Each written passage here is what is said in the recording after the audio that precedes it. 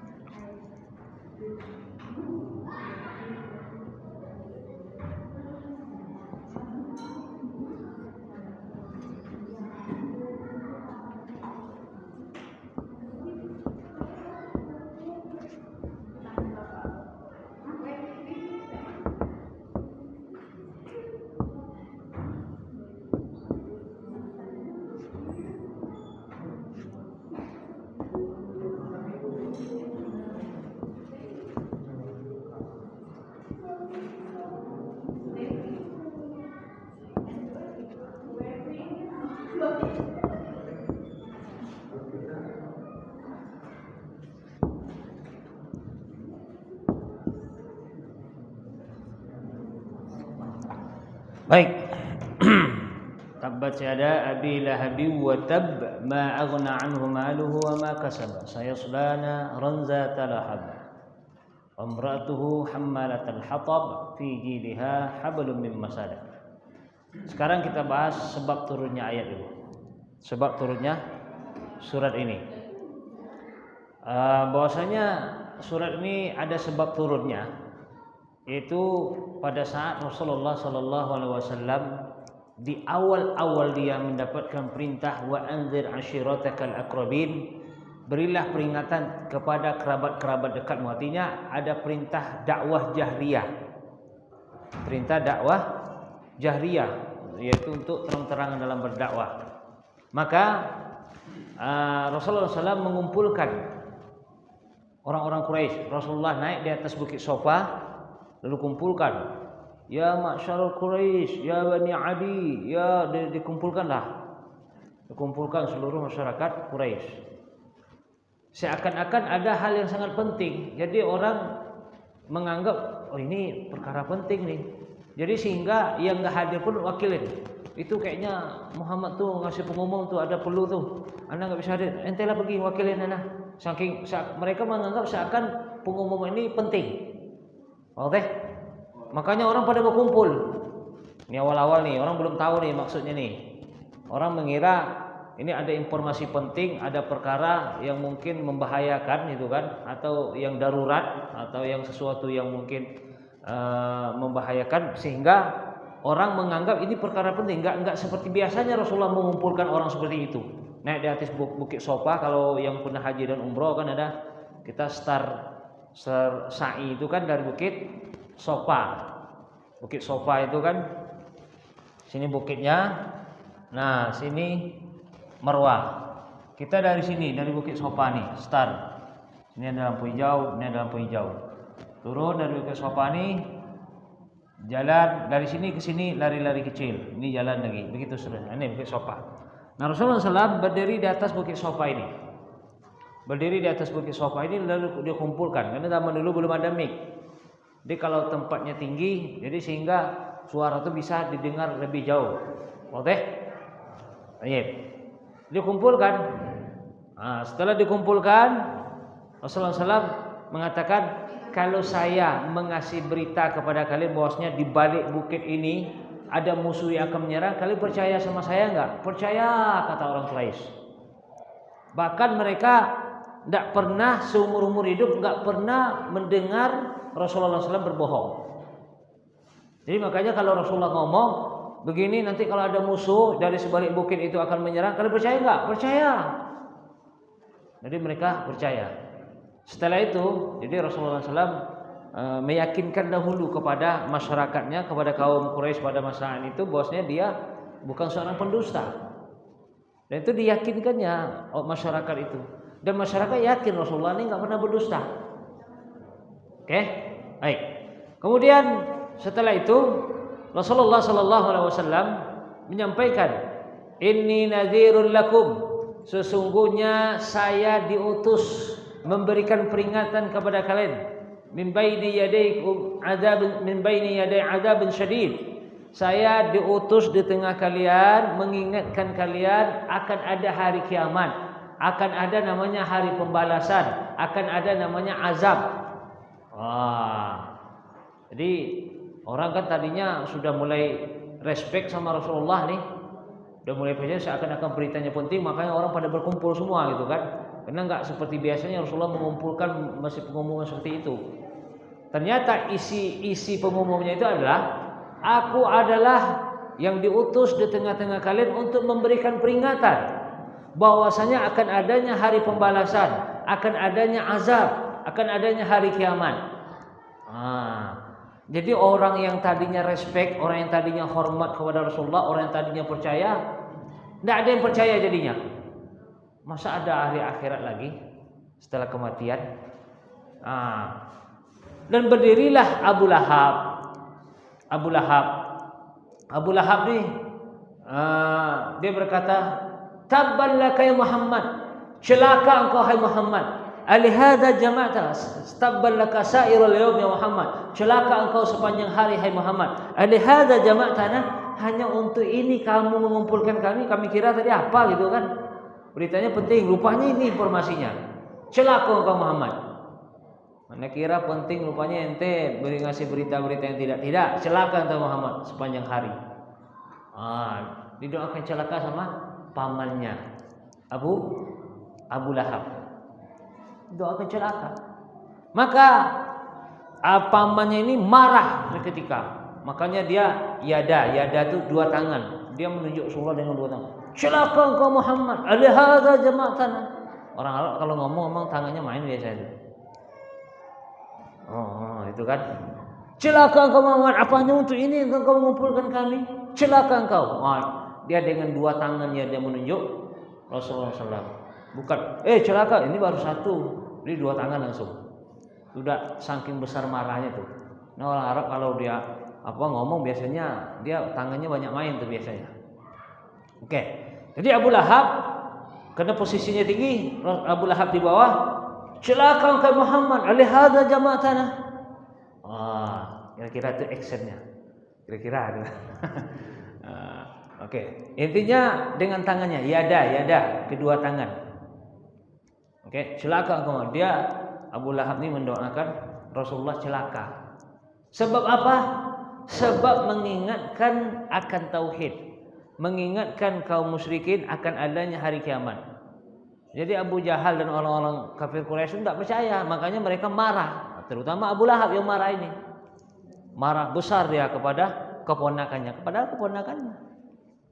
Nah, ini adalah bahwasanya Allah Subhanahu wa taala benar-benar membela Rasulullah. Maka turunlah ayat ini. Yang celaka itu bukan, kan Abu Lahab tadi mendoakan Rasulullah celaka. Tapi Allah yang menjawab. Yang celaka itu Abu Lahab kata, tabbat yada, celakalah tangan Abu Lahab. Wa tabba berarti dua celaka. Ini tabbat celaka, ini celaka. Kalau ini tabbat kembali kepada tangannya celaka, wa tab kembali kepada Abu Lahabnya. Wadah. Jadi bukan sekedar tangan yang nunjuk tadi yang celaka, tapi Abu Lahab dari ujung kaki sampai ujung rambutnya itu yang celaka. Oke, baik.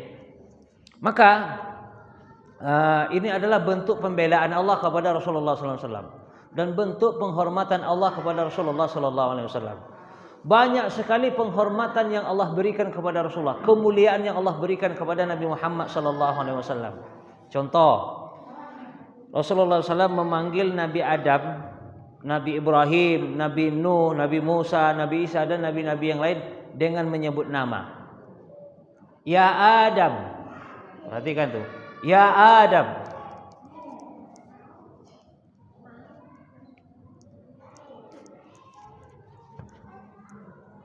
Bukit Sofanya sudah kita hapus. Ya Adam. Ya Adam. Ya Ibrahim. Ya Musa. Perhatikan. Allah kalau ngomong sama Nabi Adam, dia panggil nama langsung. Ya Adam. Ngomong sama Nabi Nuh, ya Nuh. Ngomong sama Nabi Ibrahim, ya Ibrahim. Ngomong sama Nabi Musa, ya Musa. Nabi Isa, ya Isa. Ya Zakaria, ya Yahya, dan seterusnya. Allah langsung sebut nama. Tapi Rasulullah Allah tak sebut nama. Tak pernah kita dengar dalam Al-Quran, ya Muhammad, balik ma unzil. Tak. Allah menyebutkan pangkatnya. Apa? Rasul atau Nabi. Ya ayyuhar Rasul, balik ma unzila ilaik. Wahai Rasul, sampaikanlah apa yang diberikan risalah dari kamu. Ya ayyuhan Nabi, lima tuharrimu ma ahallallahu laka tabtaghi mardhata azwajik. Hai Nabi, kata Allah. Jadi kalau kepada Nabi Muhammad SAW, Allah tidak mau sebut nama langsung. Itu menandakan Rasulullah sangat mulia dibandingkan dengan yang lain. Nabi Ibrahim, Allah sebut ya Ibrahim, qad saddaqta ru'yah. Ya Nuh, dan seterusnya. Boleh? Tapi Rasulullah enggak. Kemudian bentuk kemuliaan Nabi sallallahu alaihi wasallam ini contohnya.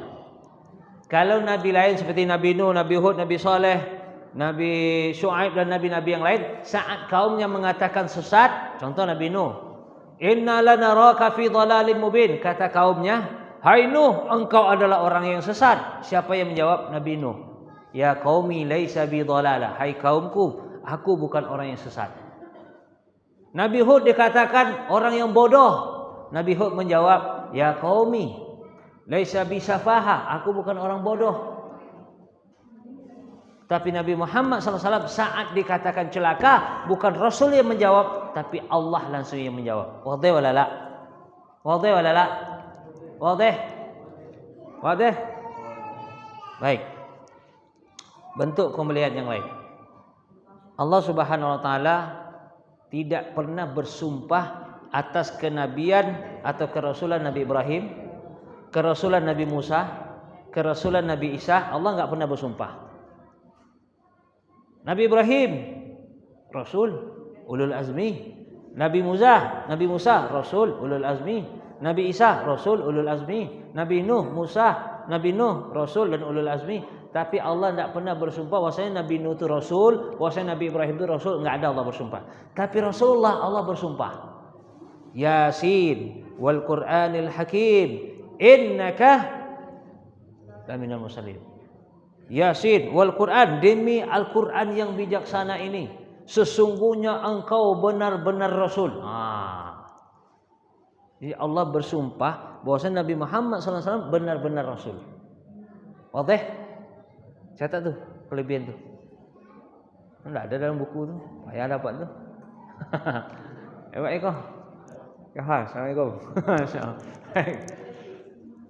Baik. Kemudian kelebihan Rasulullah juga, Allah mengambil sumpah kepada seluruh nabi, mulai dari Nabi Adam sampai nabi sebelum Nabi Muhammad SAW, bahwasanya akan beriman kepada Nabi Muhammad SAW dan menolongnya. Firman Allah, wa iz akhadha rabbuka min bani adama min zuhurihim dzurriyyatahum wa asyhadahum ala anfusihim. Bukan itu. Wa iz akhadallahu mitsaqan nabiyyina lama ataitukum min kitabi wa hikmah thumma ja'akum rasulun musaddiqun lima ma'akum la tu'minunna bihi wa la tansurunna qala a aqrartum wa akhadhtum ala dzalikum isri qalu aqrarna qala fashhadu anna ma'akum minasyahidin. Kata Allah, ketika kami mengambil sumpah kepada nabi-nabi, kepada nabi-nabi. Jadi nabi-nabi lain itu, Nabi Musa, Nabi Ibrahim dan nabi-nabi yang lain, saat mereka dilantik jadi rasul, mereka diikrar, diambil sumpahnya. Sumpah jabatan. Salah satu isi sumpah jabatan itu adalah nanti akan datang Rasul terakhir membenarkan ajaran kalian, menyempurnakan ajaran kalian. Apakah kalian mau beriman kepadanya dan mau menolongnya? Itu salah satu bentuk ikrarnya. Jelas?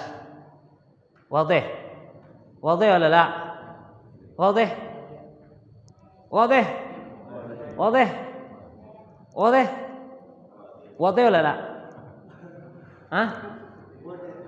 Wadih? Wadih itu artinya jelas. Wadih? Ya eko. Wadih? Baik. Jadi seluruh nabi yang akan dilantik menjadi nabi dan rasul itu, bahwasanya salah satu ikrarnya adalah mau beriman kepada nabi terakhir Nabi Muhammad SAW dan mau menolong mereka. Mau menolong Nabi Muhammad SAW. Qala aqartum qala summa ja'akum rasulun musaddiqun lima la tu'minun nabihi, apakah kalian mau beriman kepada wala tansuruna dan mau menolongnya? Qalu aqrarna, kata mereka kami berikrar. Jelas? Baik. Tuh salah satu kelebihan Rasulullah. Kelebihan yang lain, Allah tidak pernah bersumpah atas diri seseorang kecuali dengan diri Rasulullah. Nabi Adam bapaknya manusia. Bapak pertamanya manusia, seluruh manusia. Bahwasanya kisah Nabi Adam udah pernah kita ceritakan. Hah? Belum? Serius? Hah? Udah pernah? Kisah Nabi Adam? Serius lah? Perasaan udah? Hah? Belum? Baik. Nabi Adam itu spesial ya. Kenapa spesial? Karena Nabi Adam alaihissalam adalah ori, produk ori. Allah langsung yang membuat dengan tangannya. Salah satu kelebihan Nabi Adam, dia ori, Allah langsung yang membuat dengan tangannya. Allah langsung yang membuat dengan tangannya, ori. Paling ganteng. Nabi Yusuf ganteng, tidak ada separuhnya. Nabi Yusuf ganteng tuh, sampai ibu-ibu saat menengok Nabi Yusuf, tidak sadar dia menyayat tangannya. Saking ganteng, itu baru separuh. Baru separuhnya Nabi Adam. Nabi Adam tuh kenapa lebih ganteng? Karena dia ori. Ori, produk ori. Kita ini udah second nih. Nah, kita berapa kalau dihitung turunan? Maka kata Rasulullah SAW, Nabi Adam itu diciptakan tingginya 60 hasta. 60 hasta itu kira-kira satu hasta kira-kira 50 cm. Berarti kalau 60 hasta berapa meter? Sekitar 30 meter. Kita ambillah 30 meter. Itu tingginya Nabi Adam, 30 meter. La yadidul khalqu ba'du yang kusub hatta al-an. Kata Rasulullah, jadi manusia nanti yang datang setelahnya tidak akan lebih dari tingginya Nabi Adam, akan tapi berkurang ya seperti kita sekarang. Ketu-ketu, kecil-kecil, udah jauh dari 30 meter. Jadilah kita sekarang. Aki berapa tinggi?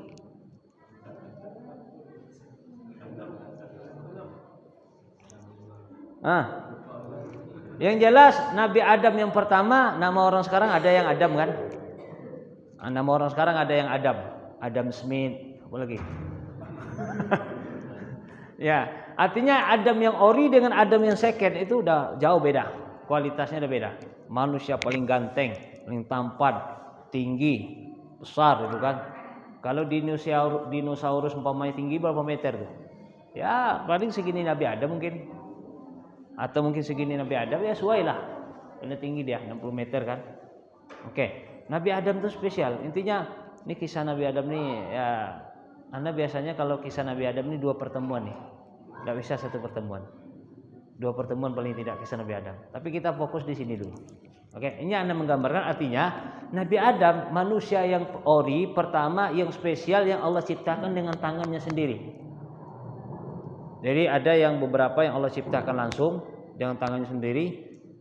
Itu Nabi Adam, Arash, kolam, ada beberapa itu. Nah, jadi Nabi Adam yang spesial tadi, tapi Allah tidak pernah bersumpah atas diri Nabi Adam. Tapi Rasulullah, Allah bersumpah atas diri. La amruka innahum lafi sakratihim ya'mahun. Demi dirimu, demi umur engkau hai Muhammad. Allah bersumpah atas dirinya. Kata Imam Ibnu Qayyim rahimahullah, Allah itu bersumpah dengan benda, dengan waktu, dengan tempat. Berarti benda, waktu dan tempat itu memiliki spesial, memiliki keutamaan. Allah bersumpah demi matahari, demi bulan, demi siang, demi malam, demi tin, demi zaitun. Apa lagi?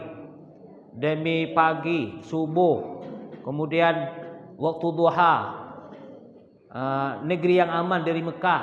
Berarti ketika Allah bersumpah dengan benda, dengan waktu, dengan tempat, berarti benda, waktu dan tempat tersebut memiliki spesial, keutamaan tersendiri ya. Jelas? Nah, Allah enggak pernah bersumpah atas diri Nabi Ibrahim, atas diri Nabi Adam, tapi Allah bersumpah dengan diri Nabi Muhammad sallallahu alaihi wasallam. Oke. Kemudian juga salah satu kelebihan Nabi kita Muhammad, sebenarnya banyak ya, banyak ini juga tidak bisa dibahas secara singkat, tapi ini hanya mewakili. Salah satu kelebihan Nabi kita Muhammad sallallahu alaihi wasallam adalah Allah Subhanahu wa taala membela diri Rasulullah SAW saat orang mengatakan masyarakat Quraisy atau orang kafir pada masa itu mengatakan Rasulullah sesat. Maka Allah jawab, ma dhalla sahibukum wa ma ghawa. Teman kalian itu enggak sesat, kata Allah. Jadi Allah bersihkan diri Rasulullah itu dari kesesatan. Maka Allah katakan, ma dhalla sahibukum wa ma ghawa. Allah bersihkan mata Rasulullah. Ma zaghal basar wa ma tagha. Mata Rasulullah itu tidak pernah berkhianat. Allah bersihkan hatinya. Ma kadzabal fuadu ma ra'a. Hatinya enggak pernah berdusta. Masya Allah. Bahkan Allah katakan, Allah bersihkan dadanya. Alam nashrah laka sadrak.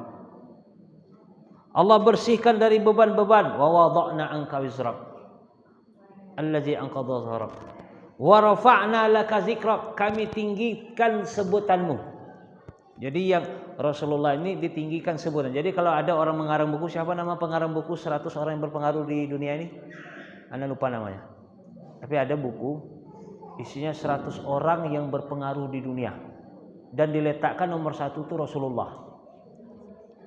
Jadi dia mengarang buku, ada 100 orang yang sangat besar pengaruhnya di dunia ini. Dan meletakkan Rasulullah di urutan 1. Dia menyebutkan urutan pertama, Allah sudah dahulu meninggikan. Karena Allah yang sudah meninggikan. Wa rafa'na laka dzikrak. Kami yang meninggikan sebutanmu. Artinya Rasulullah SAW disebut 5 waktu. Disebut setiap waktu. Ketika azan disebut Rasulullah. Asyhadu an la ilaha illallah, asyhadu anna Muhammad Rasulullah. Tidak putus tuh. Di sini habis waktu, di sana nanti berjalan lagi. Kalau sini kan waktu jam 6:04 maghrib, sana jam 6:05, sana jam 6:07 dan seterusnya. Jadi nama beliau tuh menggaung selalu di dunia ini, tidak pernah putus. Allah digandengkan nama Rasulullah dengan nama Allah Subhanahu wa taala. Asyhadu an la ilaha illallah, asyhadu anna Muhammadar Rasulullah. Banyak kelebihan-kelebihan yang lain Allah Subhanahu wa taala berikan kepada Nabi kita Muhammad sallallahu alaihi wasallam. Akan tetapi kembali kita di sini. Ini kembali tadi bahwasanya ini bentuk pembelaan Allah kepada Rasulullah langsung. Jadi kalau nabi-nabi yang lain tadi dikatakan sesat oleh kaumnya, Nabi yang menjawab sendiri, paham?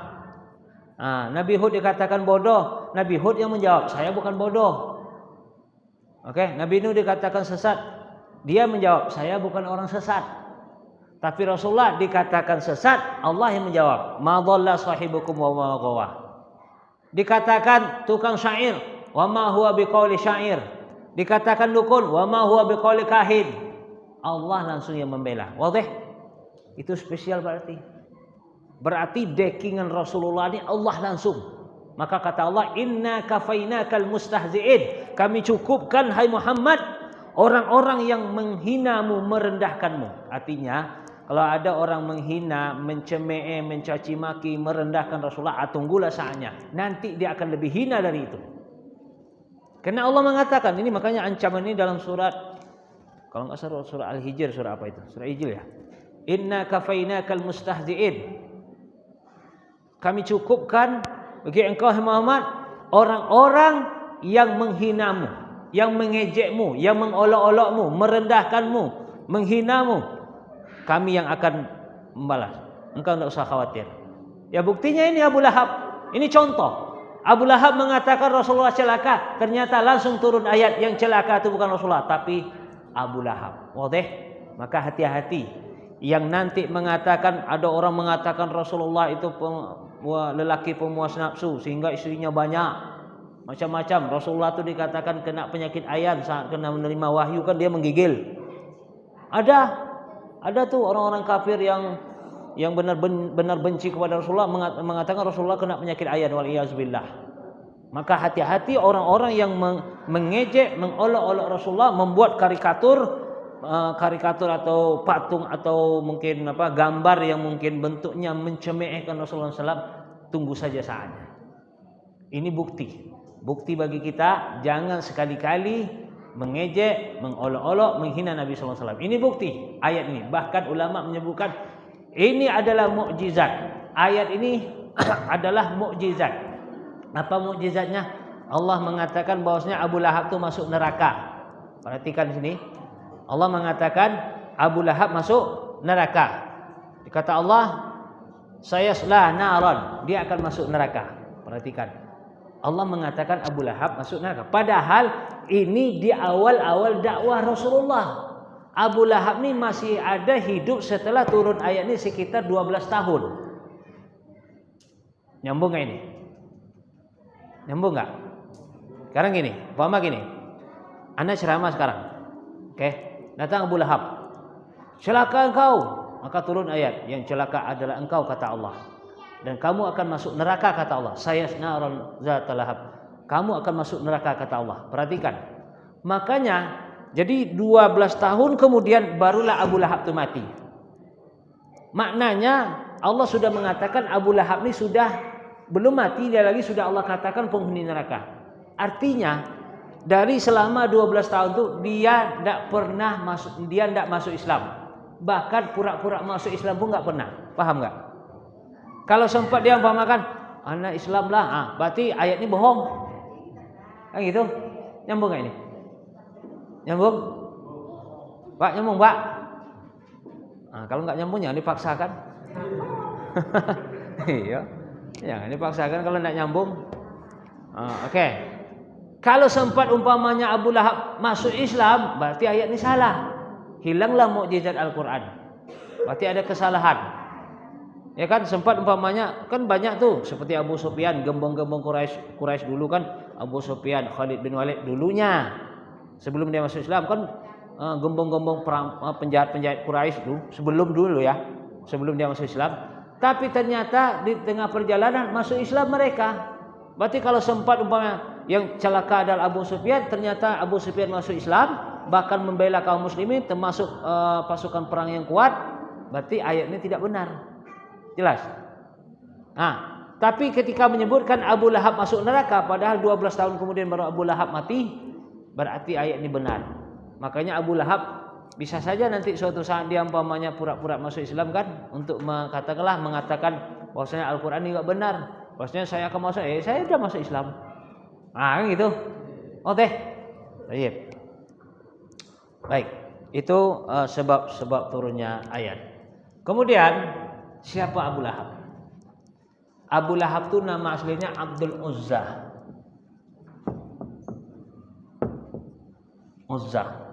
Uzza itu adalah nama Tuhan. Nama Tuhan orang Quraisy dulu. Jadi orang Quraisy itu kan punya Tuhan selain Allah. Salah satunya Uzza. Ada Manat. Wa Manat as-sabisatul. Ada Manat, ada Uzza. Itu bentuk nama-nama Tuhan mereka. Nah, Abu Lahab nih nama aslinya dinamakan oleh Abdul Muthalib. Ini kan paman Nabi ya.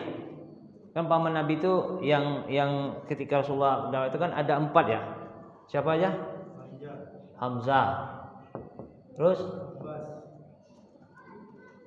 Apa? Al-Abbas. Terus? Abu Lahab. Abu Talib. Oke, Abu Talib. Baik. Ini masuk Islam. Ini awalnya belum masuk Islam. Ada sebagian ulama memang dia sudah masuk Islam juga, tapi dia masih menyembunyikan, mungkin masih sogan-sogan sama orang kafir mungkin kan. Sogan, kadang-kadang ada macam itu orang kan. Sebenarnya dia udah percaya, tapi segan-segan aja kadang. Nah, Abu Lahab, ini yang besar permusuhannya setelah Rasulullah mengumumkan dakwah jahriyah, dia yang paling besar bencinya kepada Rasulullah. Bahkan dia selalu mengikuti. Rasulullah dan melempar Rasulullah. Abu Thalib dia nggak pernah memusuhi Rasulullah, tapi dia nggak masuk Islam, bahkan dia membantu Rasulullah. Pokoknya dia supportnya lah Rasulullah itu, karena keponakannya itu kan. Nah tapi dia nggak mau masuk Islam, itu aja. Tapi dua orang ini masuk Islam lah ya akhirnya. Dua orang kafir, cukup lah tuh, imbang. Oke. Jadi Abdul Uzza itu nama Tuhan ya, kayak kalau orang sekarang kan Abdullah, ya kan, hamba Allah. Kalau dulu karena Tuhan mereka itu Uzza, Abdul Uzza. Abdul Uzza. Mungkin kalau ada orang punya Tuhan lain, mungkin pada saat itu mungkin dibuat pula namanya Abdul ini, Abdul itu dan seterusnya. Tahu kita kan? Oke. Jadi kalau kita sekarang namanya mungkin Abdullah, Abdurrahman. Ini orang itu dibuat Abdul Uzza. Artinya anak Tuhan. Kenapa Allah tak sebut dalam Al-Qur'an ini tabbat yada Abdul Uzza? Arti kan? Allah enggak sebutkan tabbat yada Abdul Uzza umpama kan. Kenapa Allah enggak sebut nama Abu Lahab? Karena ini nama Tuhan. Makanya Allah tak sebut. Kan enggak enak pula masa celakalah anak Tuhan.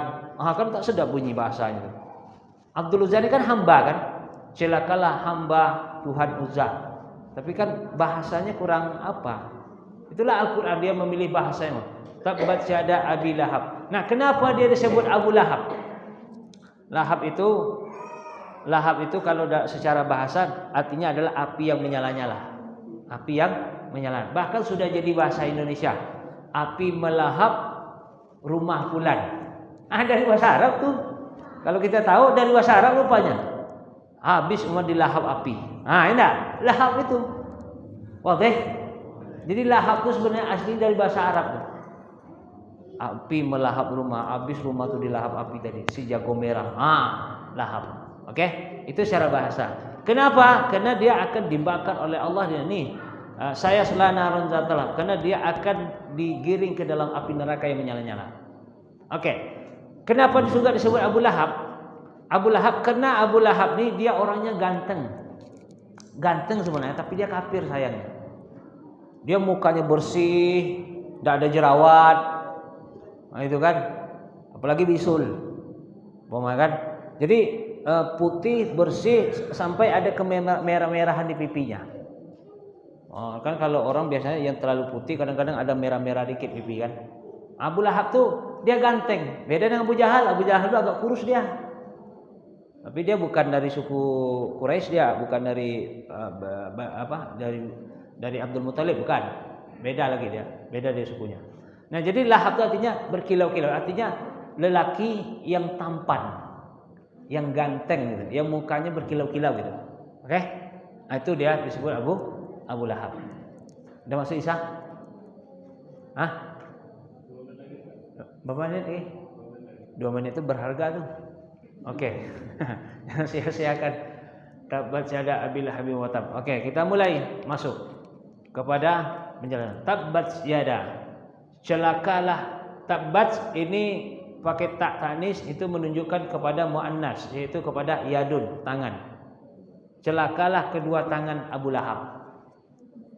Karena dia itu tadi nunjuk-nunjuk, ente ngumpulkan. Kalau ente, ini gini, ente ngumpulkan kami begini, celaka engkau kan.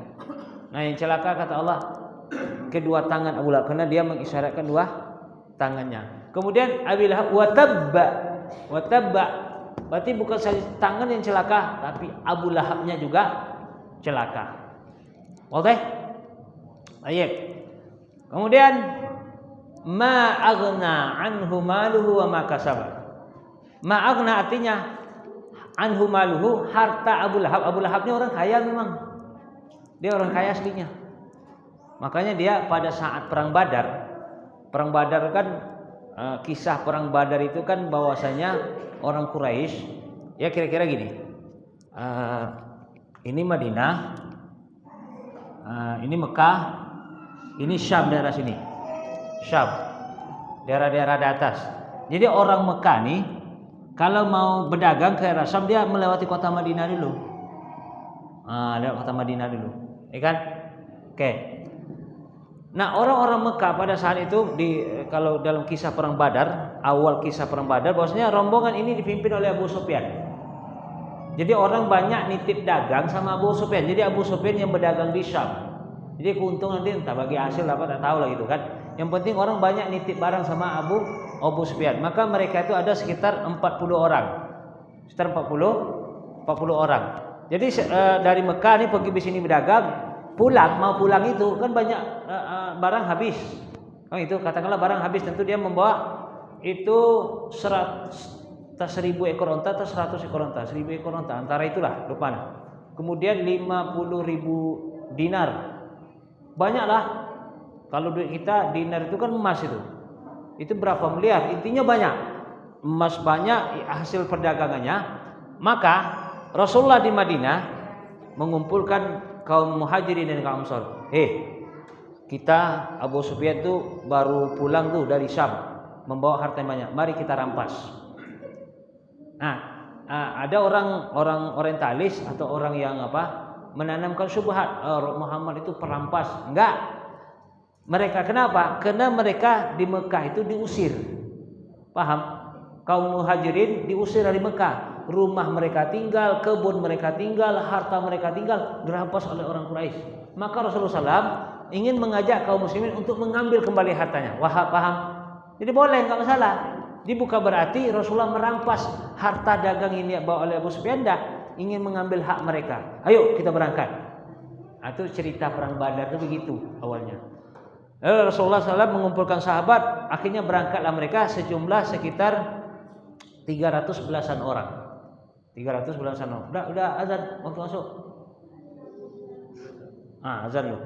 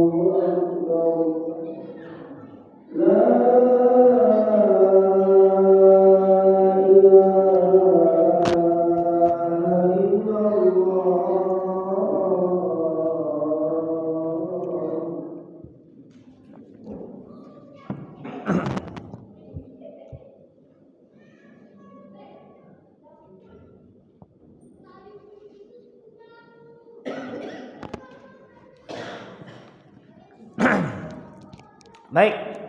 Jadi dari Syam Abu Sufyan membawa harta yang banyak, maka Rasulullah SAW ingin merebut.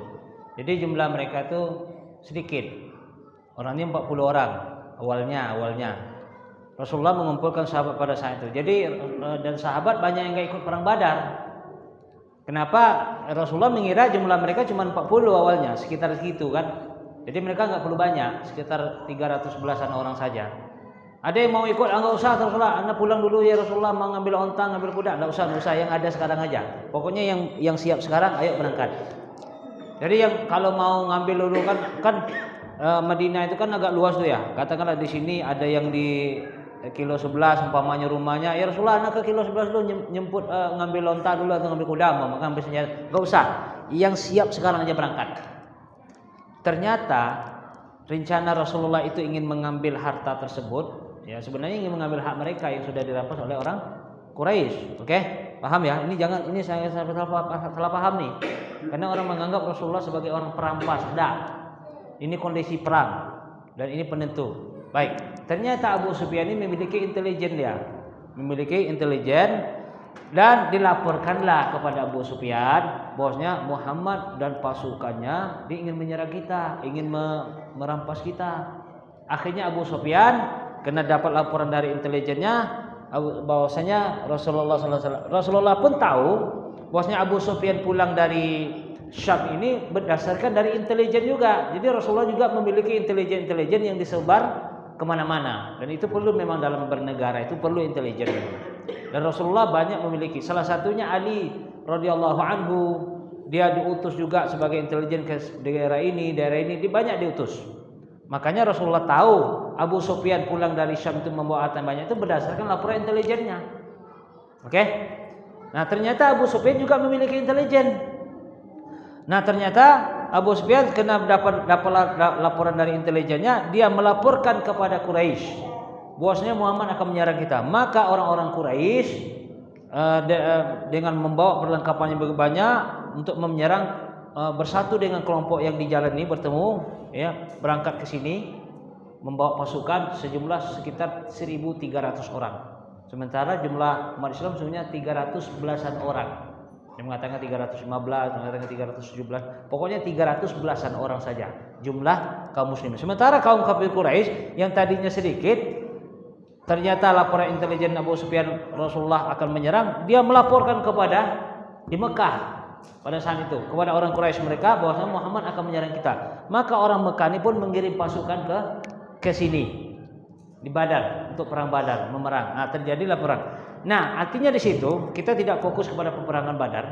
Kita hanya mengambil yang berhubungan dengan Abu Lahab tadi. Jadi semua orang yang harus diberangkat. Karena itu membela harta, jangan sampai diambil oleh kaum muslimin.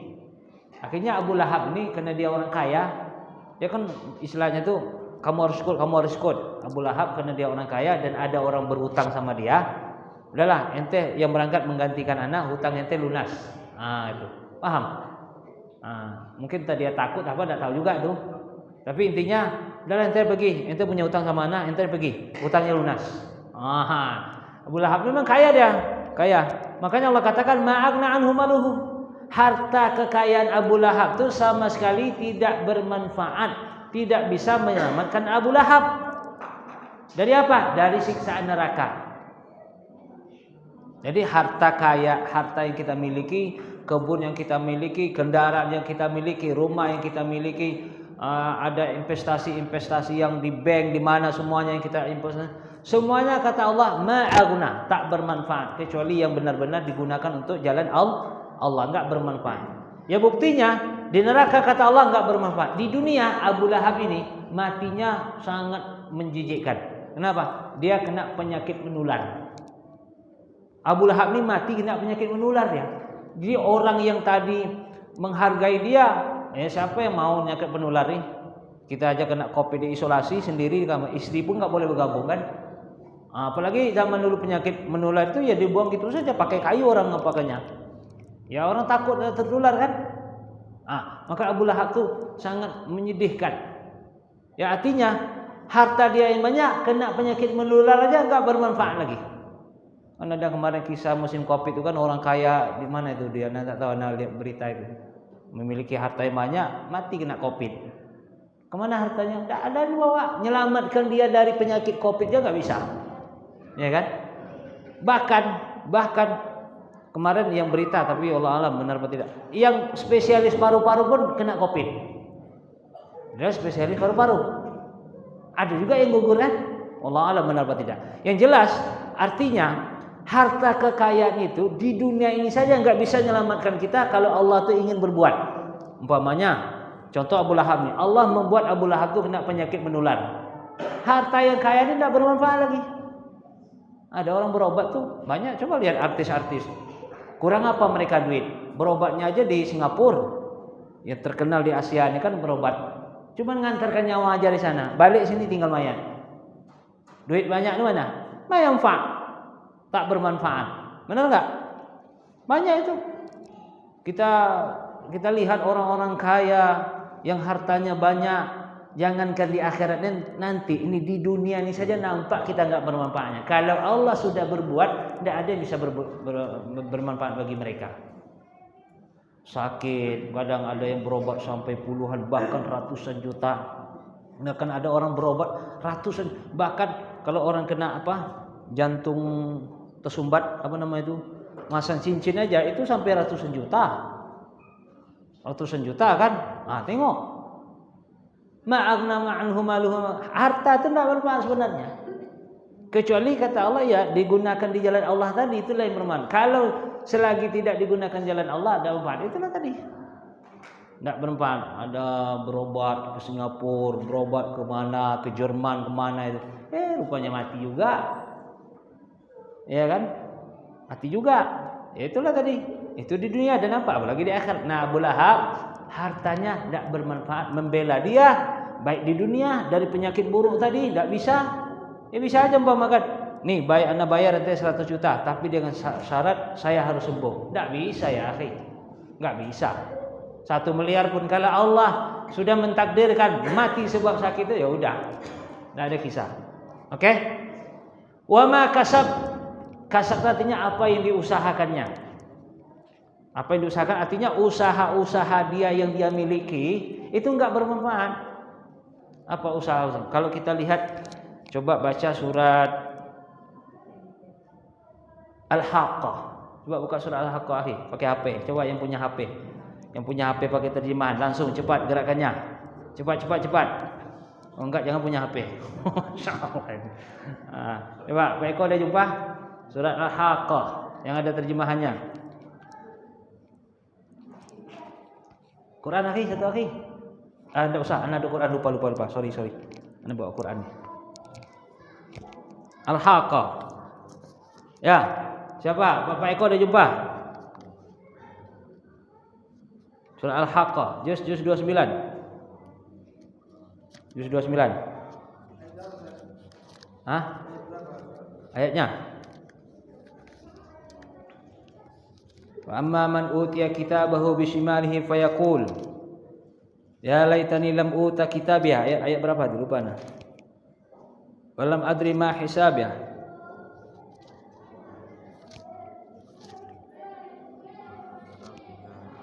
Surah ayat berapa? 19. Ya. Oke, ayat bukan. Ayat 25. Ayat 25, coba baca artinya. Siapa yang mau baca? Siapa yang mau baca? Angkat tangan. Ya, baca ayat 25. Dan adapun orang yang kitabnya diberikan di tangan kirinya, maka dia berkata, alangkah baiknya jika kitabku ini tidak diberikan kepadaku. Oke, tunggu dulu. Kita pelan-pelan biar bisa kita paham. Dan barang siapa yang diberikan kitab catatan amalnya sebelah kiri, oke? Kitab catatan amal sebelah kiri, ya laitani lam uta kitabiyah. Dia udah menyangka kalau dapat catatan amal sebelah kiri, dia akan ke neraka arahnya. Makanya, ya laitani lam uta kitabiyah. Aduhai, coba nih kitab ini jangan berikan kepada saya. Paham belum? Belum. Jadi gini, di akhirat nanti ada orang dapat buku catatan amal selama dia hidup di dunia ini, ada sebelah kanan, dapat sebelah kanan, ada sebelah kiri. Paham? Yang sebelah kanannya arahnya ke surga, yang sebelah kiri arahnya ke neraka. Maka orang yang diberikan kitab catatannya sebelah kiri berarti arahnya ke neraka. Maka dia saat diberikan kitabnya sebelah kiri, ya laitani lam uta kitabya. Aduhai, coba saya jangan diberikanlah kitab ini pada saya. Karena kalau dia diberikan sebelah kiri, udah jelas ke neraka arahnya. Wadih. Tayyib, lanjutkan. Ayat berikutnya lanjutkan. Walam ada lima hisabiah, sehingga aku tidak mengetahui bagaimana perhitunganku. Oke. Jadi dia nggak tahu nanti. Ini kalau sebelah kanan, aduh, dia udah menyangka, aduh, gimana nanti ini anak, gimana nanti? Tidak ada rasa khawatir. Ya, lanjutkan. Ya laitaha kanatil qadiyah. Wahai kiranya kematian itulah yang menyudahi segala sesuatu. Jadi dia berandai-andai, aduhai, coba nih kematian ini akhir dari segalanya. Tapi ternyata enggak, kematian awal untuk memulai kehidupan baru. Wadih. Dia berandai-andai, dia berkeinginan coba mati itu udah endingnya, ending segalanya udah selesai. Kalau udah mati udah selesai. Itu anggapan dia. Tapi ternyata kematian itu adalah awal untuk memasuki alam akhirat. Ya, lanjut. Ma'afna anni maliya. Terus artinya hartaku sama sekali tidak berguna bagiku. Harta sama sekali tak berguna bagiku katanya. Ya, untuk menebus azab itu kalau kita baca itu dalam surat Al-Ma'arij, ayat ayat 11, ayat 12. Ayat 11, surah Al-Ma'arij ayat 11. Kemudian dan ayat berikutnya ada beberapa ayat. Fokus dulu pada ayat ini. Intinya harta itu kata Allah, "Lau annama fil ardi jami'an." Kalau kamu memiliki harta di bumi ini milik kamu untuk menebus azab Allah, sama sekali tidak bisa kata Allah. Oke, lanjut. Halaqanni sultaniya. Kekuasaanku telah hilang dariku. Kekuasaanku telah hilang dariku. Artinya ketika hidup dunia mungkin dia jadi presiden, jadi menteri, jadi gubernur, bupati, jadi polisi, jadi tentara, umpamakan. Nah, intinya dapat kekuasaannya. Ternyata kekuasaan yang dia raih di dunia ini sama sekali nggak bisa. Umpamanya saat malaikat azab datang, Anda dulu gubernur ya akhi, nggak bisa. Anda dulu panglima TNI, nggak bisa. Nggak ada lagi. Mau panglima TNI, mau Kapolri, mau hansip, mau security, nggak ada. Sama semuanya di akhirat. Jadi kekuasaan yang di dunia ini dia miliki sama sekali tidak bisa memberikan faedah kecuali kekuasaannya itu memang digunakan untuk apa? Taat kepada Allah. Lanjut. Khuzuhu fakullu. Allah berfirman, tangkaplah dia lalu belenggulah tangannya ke lehernya. Terus. Summal jahim sallu. Kemudian masukkanlah dia ke dalam api neraka yang menyala-nyala. Terus. Summa fi silsilatin zar'uha. Artinya aja biar cepat. Kemudian baliklah dia dengan rantai yang panjangnya 70 hasta. Terus. Sesungguhnya dialah orang yang tidak beriman kepada Allah yang Maha Besar. Baik, perhatikan. Jadi kata Allah, rantai dia, tarik dia. Tarik. Kemudian ditarik, digiring ke neraka kata Allah. Khuzuhu fagullu. Tarik dia, rantai dia. Gullu, rantai. Kemudian sallu, giring dia ke neraka. Tsumma fi silsilatin zar'uha 70 zira'an fasluku. Dia dirantai panjangnya 7 hasta. Kalau kita lihat di film-film, kan kalau tawanan kriminal atau yang banyak apa kan dirantai ini kan. Ini rantai tangan dirantai ya. Kan ada film-film yang yang kriminal kelas berat tuh kan. Film-film. Dirantai, ini dirantai kan. Ini rantai. Kalau tengok film-film Hollywood yang kriminal kelas berat. Besok kriminal kelas berat akhirnya juga dirantai 70 hasta. Dirantai. Oke, baik. Kembali kita artinya sama sekali tidak bermanfaat harta dan seterusnya. Wa makasab termasuk di situ ulama menyebutkan artinya anak juga bagian dari hasil usaha kita. Makanya anak Abu Lahab ini Utaibah bin Abi Lahab, dia juga memusuhi Rasulullah. Bahkan kalau dia berdagang dari Mekah nih ke Syam, dia temui Rasulullah tuh padahal dia kan keponakan sepupu. Dia bukannya mengapakan sepupunya, malah dia ejeknya. Oh Muhammad, kau begini. Intinya dia ejeknya lah. Maka Rasulullah SAW mendoakan Utaibah bin Abi Lahab itu sepupunya, ya Allah, kalau bahasa kitanya, jangan mati dia sebelum bertemu dengan binatang buas. Akhirnya apa? Utaibah anaknya Abu Lahab nih, dia takut-takut dia. Takut-takut. Ngapain dia takut? Rasulullah tadi mendoakan saya, Muhammad tadi mendoakan saya akan dimakan binatang buas. Anda usah khawatir, jangan percaya doa Muhammad tuh. Jadi kawan-kawan itu habis mengeliling dia. Kalau dia istirahat, kawan-kawan istilahnya tuh apalah, menjaga dia lah gitu kan. Ternyata nggak bisa juga. Akhirnya di saat orang pada kumpul-kumpul, datang singa. Orang yang menjaga tadi pada lari. Akhirnya yang ditekam siapa? Utaibah bin Abi Lahab, anaknya Abu Lahab tadi. Benar doa Rasulullah tuh. Akhirnya matilah dia diterkam singa yang buas. Oke. Saya selana zatal lahab, Abu Lahab itu akan masuk ke dalam api yang menyala-nyala. Api neraka. Wa mra'atuhu. Begitu juga bininya. Tengok tuh.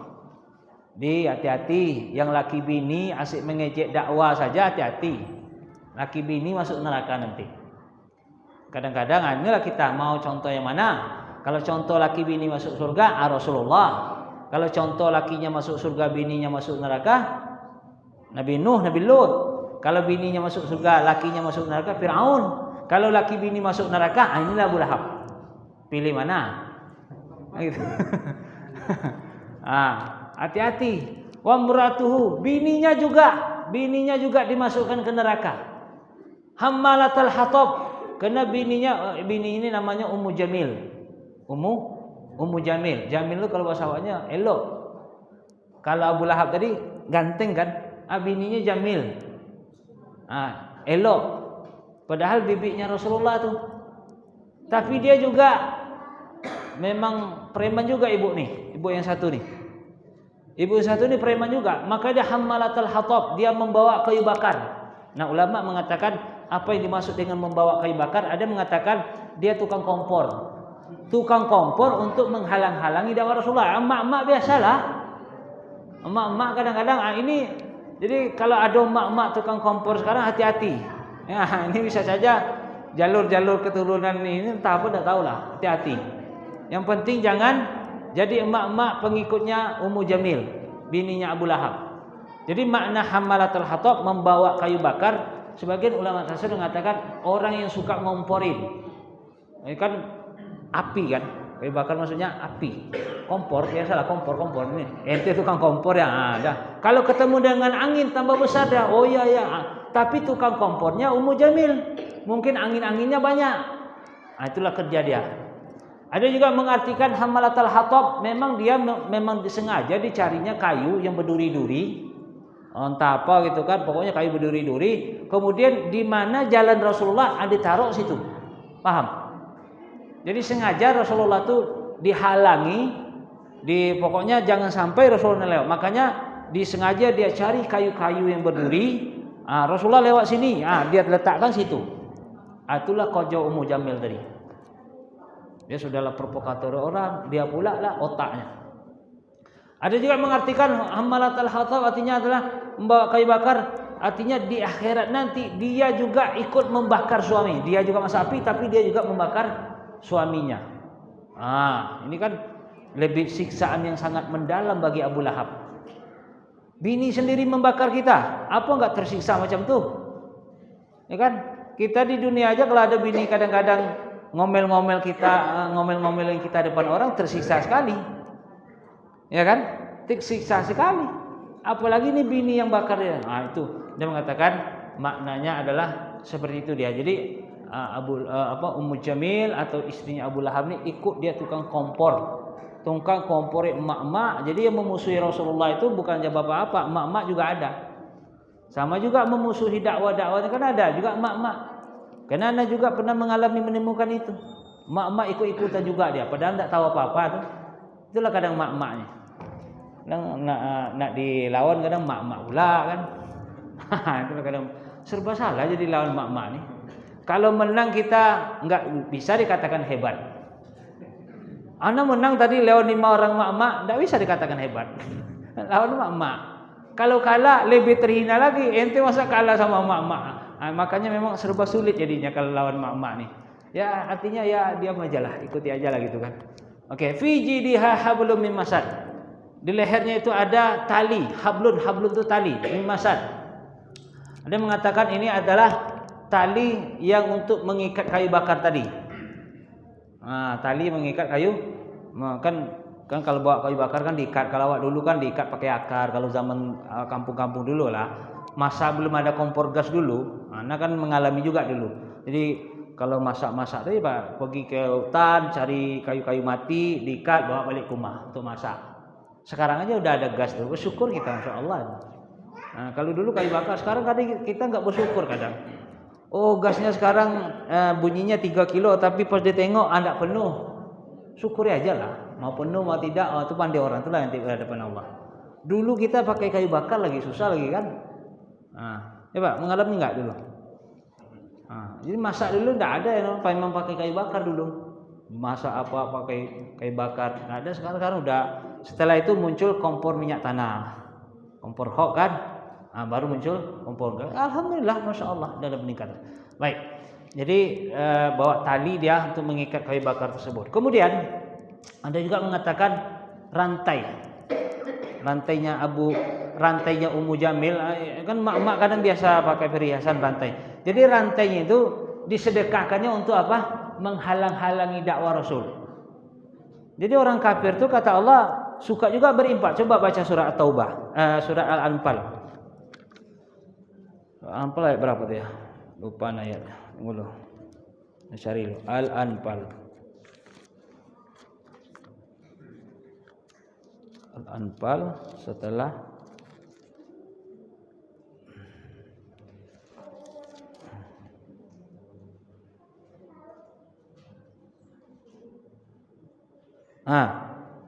ayat 36. Coba siapa yang bisa baca artinya?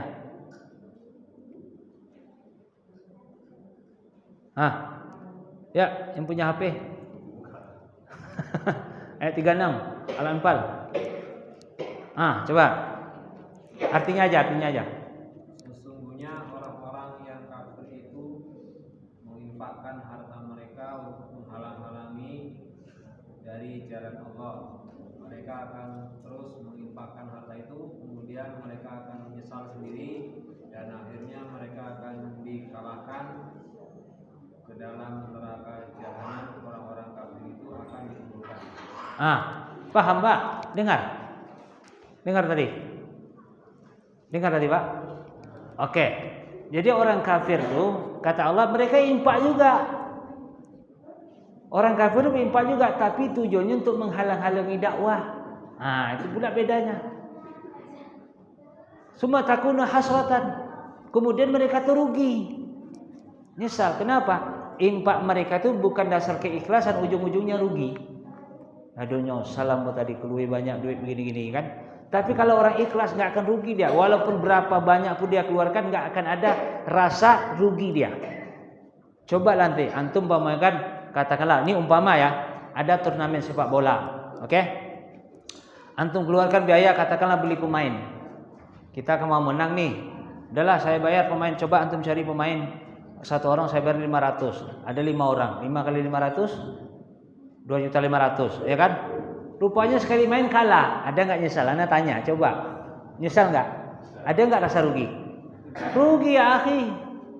Tapi kalau ada orang infak, umpamakan katakanlah beli bangun atap untuk masjid. Aduh nyesal saya. Tengok masjid nyesal saya infak masjid. Nggak ada orang. Kecuali orang nggak ikhlas. Ada orang berimpak, aduh rugi saya beli impak Quran tadi ya, rugi saya nyesal. Nggak ada. Tapi kalau yang untuk tidak selain Allah, tengok nanti akan ada penyesalan. Oke? Nah, Ummu Jamil nih, dia kalungnya diimpakkannya. Tapi tujuannya apa? Pokoknya ente kalau mau nak kasih hadiah. Jadi mungkin tak ada duit lagi, mungkin kalung pun dijual mungkin. Untuk apa? Menghalang-halangi orang dari Allah. Nah, kalaulah orang kafir mau berimpak untuk menghalang-halangi dakwah, yang Allah sudah katakan ujung-ujungnya nanti mereka akan rugi. Kenapa kita yang jelas untuk kebaikan itu kita kadang rada rasa khawatir? Oke? Nah, maka kalau orang beriman berimpak, dia insya Allah tidak akan rugi, bahkan ada ketenangan, kebahagiaan baginya. Contoh umpamakan kita ada lihat orang susah, miskin, katakanlah janda-janda tua, umpamakan dia susah sekali. kita kasih bantuan beras, didoakan kita, makasih Pak, jangan makasih Pak, dia doakan kita makan. Coba rasakan, ada rasa, pokoknya dalam hati itu, aduh, enak rasanya, bahagia rasanya, ada itu, benar nggak? Artinya itu kalau kita untuk berbuat baik, itu Allah malah memberikan ketenangan dalam hati kita. Tapi kalau tidak untuk membuat orang lalai dari bermain dari ibadah kepada Allah, itu justru malah merasa rugi. Kenapa? Katakanlah turnamen kampung kan pakai pendaftaran tuh. Pakai pendaftaran. Kalau duit pendaftarannya digunakan untuk hadiah, itu judi. Oke. Umpamanya masing-masing klub daftar 500.000. Oke, ada 10 klub, berarti 10 kali 500.000, 5 juta. 5 juta ini katakanlah digunakan untuk beli untuk hadiahnya. Juara 1 dapat 2 juta, juara 2 1.500.000. Tapi dari duit pendaftaran itu judi.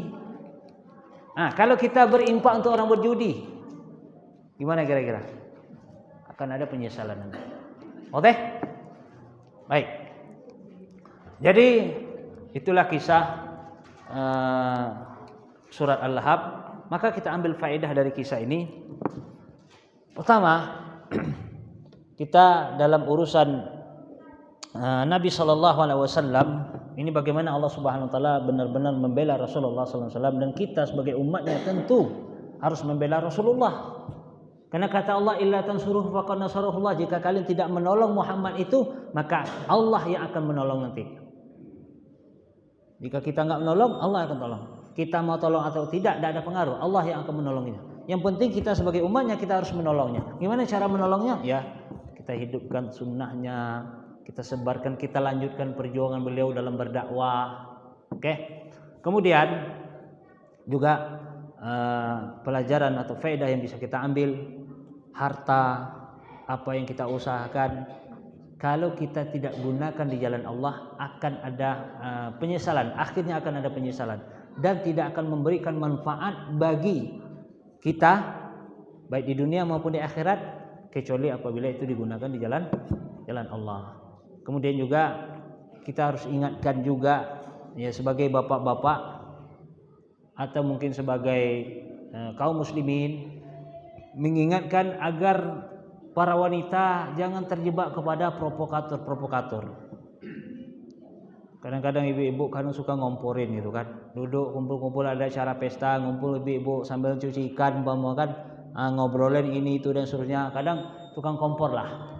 Maka ini harus kita ingatkan kepada para emak-emak, jangan sampai mau jadi tukang kompor. Karena kalau emak-emak jadi tukang kompor tuh lebih berbahaya daripada laki-laki. Karena emak-emak ini dia pandai, dia apanya tuh, kompornya pandai itu. Itu tadi Nabi bilang tadi. Kadang nak dilawan emak-emak, tak dilawan apa. Itu agak memang si malakama orang jadinya menghadapi ibu-ibu nih, menghadapi emak-emak nih. Ya mudah-mudahan emak-emak kita insyaallah menjadi suri tauladan, mengikuti suri tauladan bagi para ibu-ibu, yaitu ummahatul mukminin, istri-istri Rasulullah sallallahu alaihi wasallam. Oke? Kemudian ya, usahakan kita harus berusaha dan berdoa jangan sampai salah seorang di antara suami istri itu masuk neraka. Dan perlu diingat, perpisahan yang sesungguhnya adalah satu ke surga, satu ke neraka. Kalau umpamanya dulu mati, suaminya dulu mati, istrinya belakangan, atau istrinya dulu mati, suaminya belakang, itu belum perpisahan. Hanya duluan berangkat aja ke surga. Berangkatlah dulu dek. Biar abang cari kawan yang baru nanti. Umpama kan. Umpama kan. Ya, insya Allah bertemu di surga. Tapi yang perpisahan yang sesungguhnya adalah apabila satu ke surga, satu ke neraka. Waliyazubillah. Oke, baik, demikian insya Allah. Ada pertanyaan?